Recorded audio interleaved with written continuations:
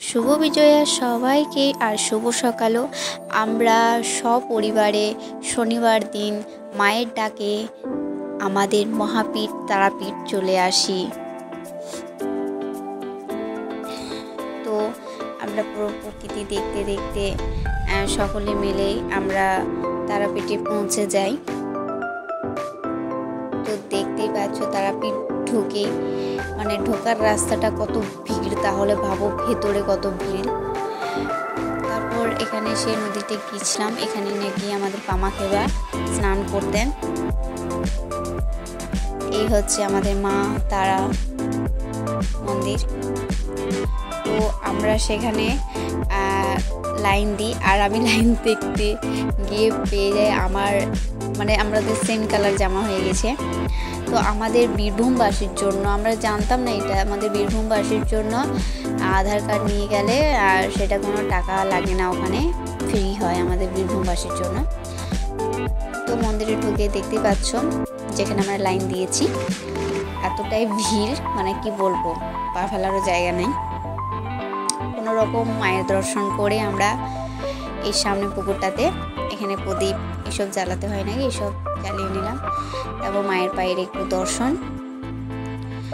তারপর এখানে শিব মন্দিরের সামনে এসে ভাই কি বলছিল নন্দীকে, বাবা বলছিল।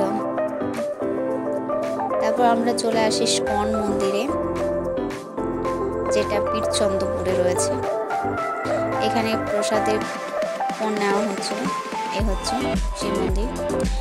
আমরা বেশ ভালো টাইমে গিয়েছিলাম, যে কারণ সেই সময় যেগুলো দেখি সেখানে সেটা দেখতে পাওয়া মানে সত্যি ভাগ্যের ব্যাপার। তারপর আরতি দেখার পর আমরা বাইরে চলে আসি কিছু ফটো তোলার জন্য, আর খাবারও টাইম হয়ে গেছিল। দেখো এখানে রঙ্গিলাটা কি সুন্দর করা হয়েছে, বড় পাড়া। তারপর এখানে খাওয়া দাওয়া করে নিই। তারপর আমরা এখানে আসি, এটা একটা মন্দির বটে। তো এই মন্দির অনেক দেরি হয়ে গেছিলো, 1:30-2 বেজে গেছিলো, তো বন্ধ করে দেওয়া হয়েছে। তারপর এখানে একটা গিয়েছিলাম জায়গা, এখানে বিশ্রাম নেওয়ার মতো একটা জায়গা, সুন্দর বট গাছের ছাউনিতে। এই পুকুরে নাকি টাকা ফেলা হয়, তারপর নিজের মনস্কামনা বলা হয়, পূরণ হয়। তো এখানে 1 ঘন্টা বসেছিলাম। তারপর সোজা ইস্কন থেকে বেরিয়ে আসি আমরা তার মাসির বাড়ি, এটা নাকি।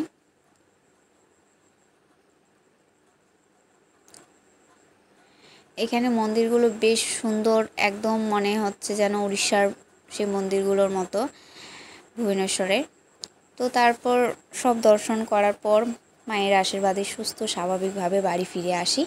চলো দেখা হবে নতুন মিনি ব্লগে। Bye bye.